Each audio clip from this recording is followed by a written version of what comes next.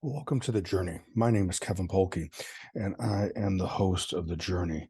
And on The Journey, we talk about stories of transformation, stories of individuals who've had setbacks, as well as being able to work through those setbacks and learning things about themselves that they wouldn't have learned if those setbacks wouldn't have happened. And then they were able to pass that wisdom, that knowledge, uh, that new sense of information about themselves, pass that on to others. And we also have reflections. And these reflections have a variety of different thoughts or different ideas about something that I may have come across in my life, or some type of insight that may have uh, some type of obstacle that I've had in my life, and then some type of insight that I've had to find a different way or a new way of doing life. I remember growing up, um, observing my dad, who was, uh, I guess, what we would call a blue collar worker, worked in a factory the majority of his adult life. He was a licensed electrician and worked in a couple different companies as a maintenance electrician. It seemed like that he would a typical work week for him would be 9-hour days.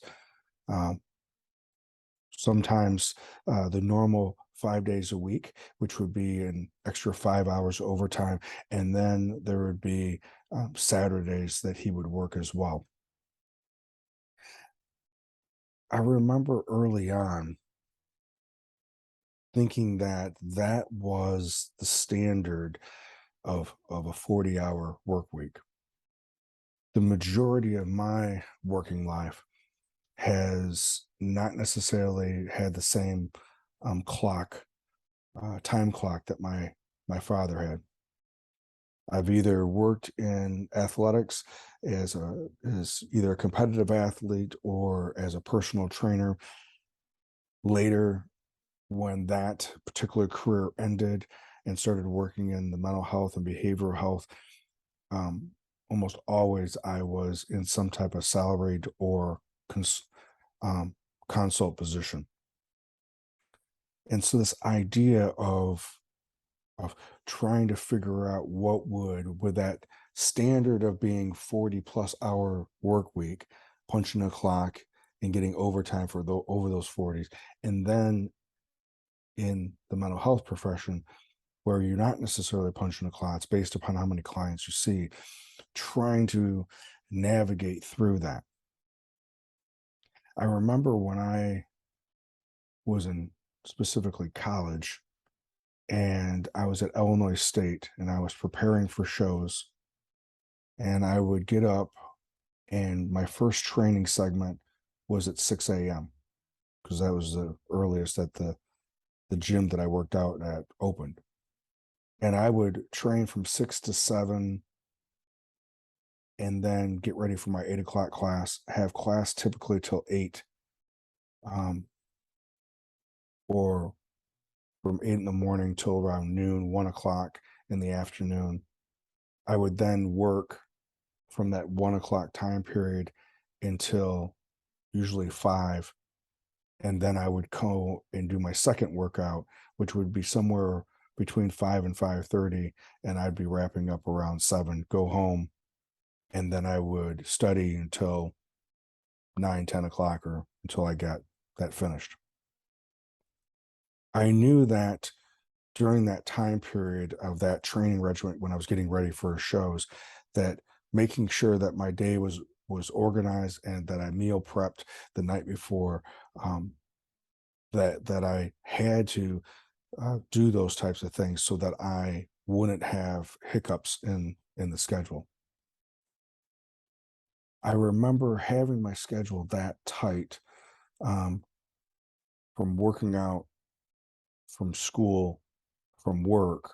There wasn't a lot of room for other things. This would typically only be during the 12 to 16 weeks of preparation for a competition. I remember that when competitions, when I was in what we call the off season, in between shows, and I wasn't training twice a day, and school may have been the same, and work may have been the same, but I only did one workout during the day. It seemed like there was almost an inefficiency. It seemed like with the tighter that schedule was, the more efficient or more that I got done in a day or in a week. When bodybuilding ended, and specifically I went into clinical practice, and then later when I opened up KP counseling, I think that concern, similar to when I was competing, that concern about failing, concern about not necessarily putting in enough time or effort, I think I found myself moving into that same perception or paradigm of filling my schedule, making sure that there was no inefficiencies in my schedule, that every block of time during the day, even into the evening, was filled. I think because of the success that I had early on, and then success that I continued with as I moved into my second career, there was this aspect that this was the standard in which, for me, that I would need to do to be successful.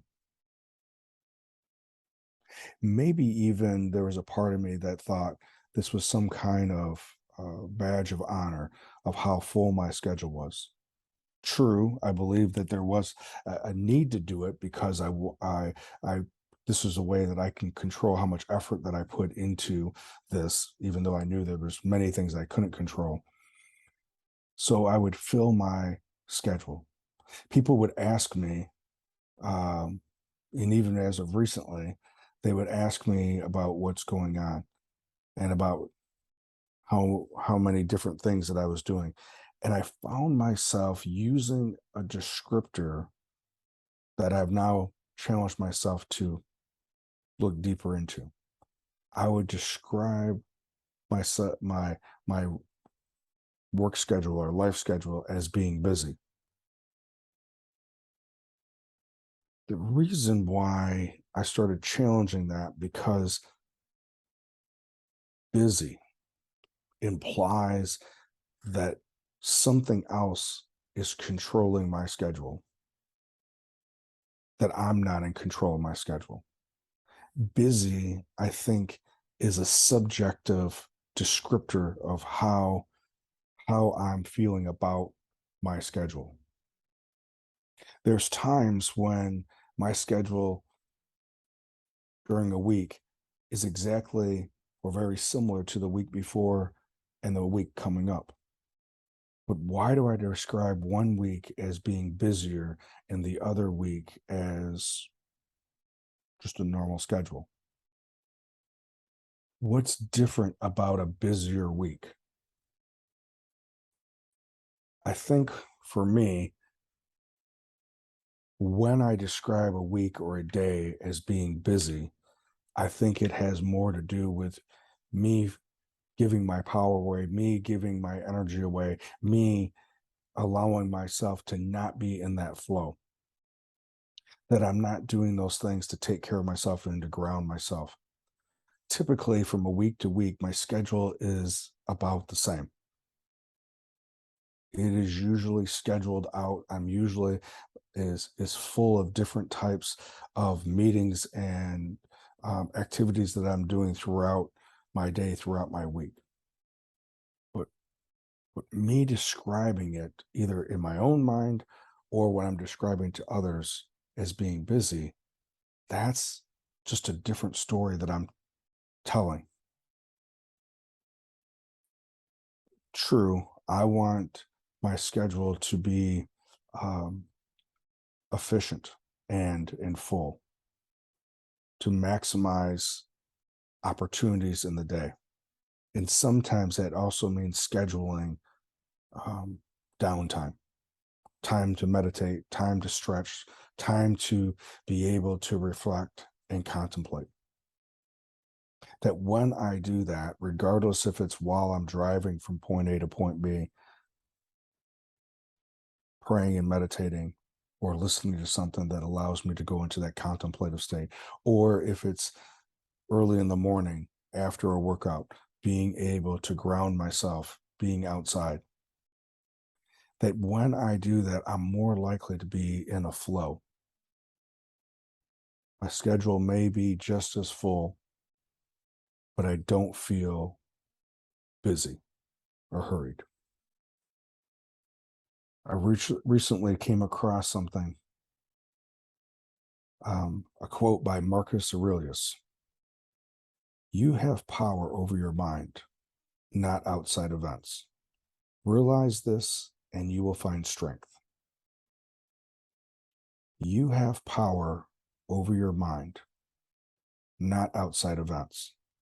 Realize this and you will find strength. Marcus Aurelius. So, when you find yourself using descriptors of your schedule, which you have control over, are sometimes those descriptors expressing more how you're feeling or more how it actually the schedule is? I'm going to work intentionally about catching myself, about not being busy, even if I have a full schedule. That when I have this full schedule, working on efficiency of my time, that if I'm in that flow, that I don't have to necessarily have the toxicity of being hurried or rushed or busy. Remember what Aurelius says. We may not be able to control the outside factors, but we can control our mindset regarding them. And that is a true sense of strength and power. As always, thank you for being with us today, and I look forward to being with you next week.